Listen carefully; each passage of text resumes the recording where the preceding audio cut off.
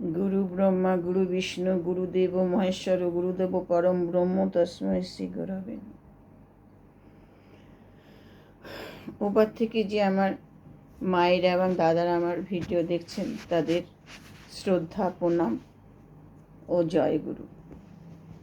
আজ আমি বলবো একজন মাই পরে সন্তানের ভবিষ্যৎ তৈরি করে দিতে।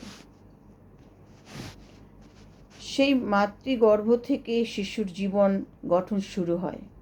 মায়ের জীবন চর্চাই যে সন্তানের অভিমুখ নির্ণয় করে দেয়।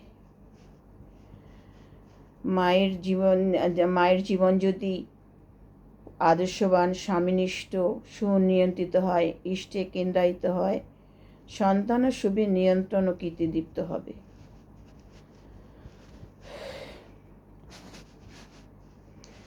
গর্ভ অবস্থা থেকে একজন মাকে তার জীবন নিয়ন্ত্রণ করতে হবে, তাকে সেভাবে চলতে হবে। প্রতি দৈনন্দিন জীবন চলনচর্চা অন্যরকম হবে। সবসময় তাকে ভালো মনে থাকতে হবে, ভালো কথা বলতে হবে, ভালো চিন্তাভাবনা রাখতে হবে, ভালো ভালো বই পড়তে হবে,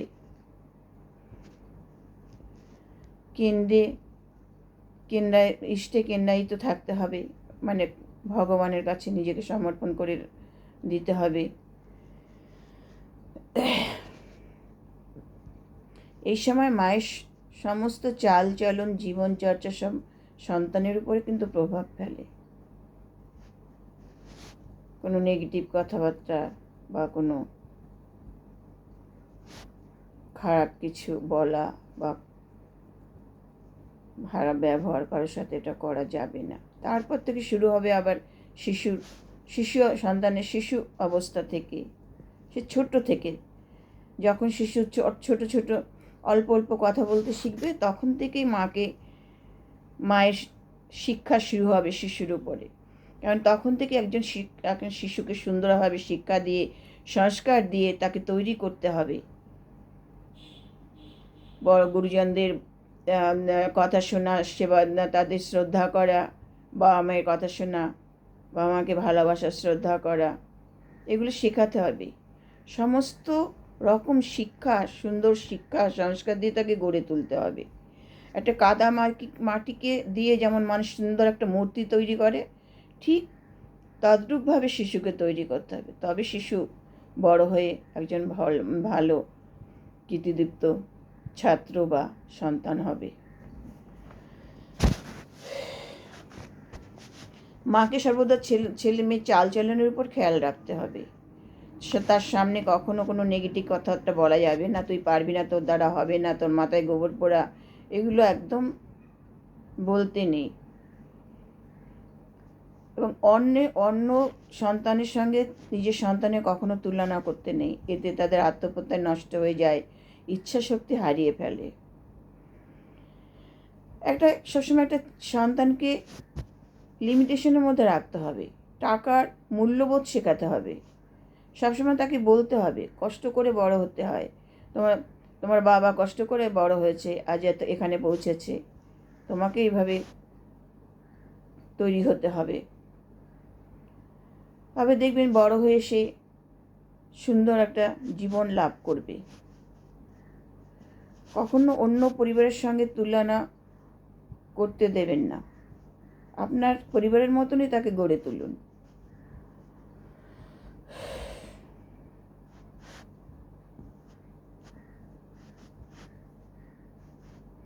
আপনি কি বলতে পারেন সন্তানের ভবিষ্যৎ কী হবে? কখনো বলা যাবে না। তাই এমনভাবে তৈরি করতে হবে সন্তান যাতে ভবিষ্যতে বড় হয়ে সমস্ত পরিবেশের সঙ্গে খাপ খাইয়ে চলতে পারে, নিজেকে মানিয়ে নিয়ে চলতে পারে। এইটা নিয়ে আমার ঠাকুরের আশ্রমের একটা মনে পড়লো, সত্য ঘটনা আমি পড়েছি আলোচনা বইতে। একবার একজন আশ্রমবাসী তার সন্তান ছেলে, সে যা হোক 4-5 হবে, ফেল করেছে, অঙ্কে 0 পেয়েছে। তখন তার মা খুব বকাবকি করেছে, বাবা বকাবকি করেছে, তোর দ্বারা কিছু হবে না, তোর মাথায় গোবর পোড়া। ছেলেটি মন খারাপ করতে করতে ঠাকুরের কাছে পার্লার এসে ঠাকুরের পাশে বসে আছে মন খারাপ করে। ঠাকুর তো বুঝতে পেরেছে যে কোনো বিষয় নিশ্চয়ই কিছু হয়েছে ওর। তখন ওকে বলছে, তো বাবু তোমার কি হয়েছে, বল তোর কি হয়েছে। কিছু বলছে না, বল আমাকে বল। বলছে আমার মা বকেছে, বাবা বকেছে, আমি অঙ্কে 0 পেয়েছি, ভালো রেজাল্ট করিনি, এবার আমি ফেল করে গেছি। তখন বলে তাতে কী হয়েছে, ফেল তো মানুষ করতে পারে, ফেল হতেই পারে। এবার ফেল করেছে, পরের বারে পাস করবি, ভালো রেজাল্ট করবি, মাকে দেখাতে হবে। এক কাজ কর, মানে সে তো 0 থেকে 10, 10 থেকে 100 হয়ে যায়। তুই আগামী বছর 100 পেয়ে দেখাবি, অঙ্কে ফার্স্ট হবি, এমনভাবে তুই পড়াশোনা কর, তৈরি হ। তখন ছেলেটি ঠাকুরের কথা শুনে তার মনে আর ইচ্ছা শক্তি জাগলো এবং খুব ভালো লাগলো ঠাকুরের কথা। বলে তুই আজকে থেকে জয়গুরু বলে লেগে যা পড়াশোনায়, দেখবি তুই ভালো রেজাল্ট করবি, আমি আছি তোর পেছনে। ছেলেটি সেদিন থেকে পড়াশোনা শুরু করলো। পরের বছরে ছেলেটি ফার্স্ট হলো এবং অঙ্কে 100 পেল।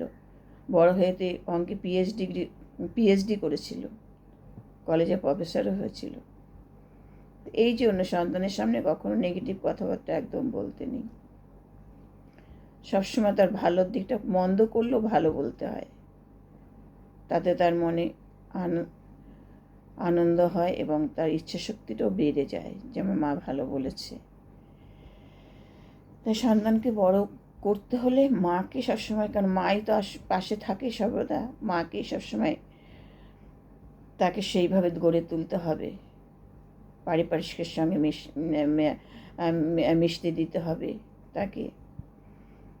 সমস্ত ছোটোবেলা থেকে সুন্দর চিন্তাভাবনা গড়ে তোলার জন্য তাকে সে যদ্রূপভাবে শিক্ষা দিতে হবে। সবথেকে বড় কথা, একজন মহাপুরুষের সংস্পর্শে থাকতে হবে মা বাবাকে, আর মা বাবার দেখেই একটা সন্তান শিখবে অনেক কিছু। মা বাবার চালচলন দেখে তো শিখবে, তাদের দেখেই শিখবে অনেক কিছু। তাই আপনাদের কাছে, আপনারা ছোট থেকে আপনার শিশুকে আপনি তৈরি করুন। আগে পরিবারে কিন্তু সবথেকে প্রাথমিক শিক্ষার কেন্দ্রবিন্দু একক, প্রাথমিক স্কুল হচ্ছে একটা পরিবার। সেখান থেকে সে শিক্ষা পেয়ে তবে সে পরবর্তী ধাপে পদার্পণ করবে। আসল শিক্ষা পাবে সে পরিবার থেকেই। তাই আমার কথাগুলো যদি ভালো লাগে তাহলে আমাকে কমেন্ট করবেন, শেয়ার করবেন, সাবস্ক্রাইব করে দেবেন, একটা লাইক করবেন। জয় গুরু।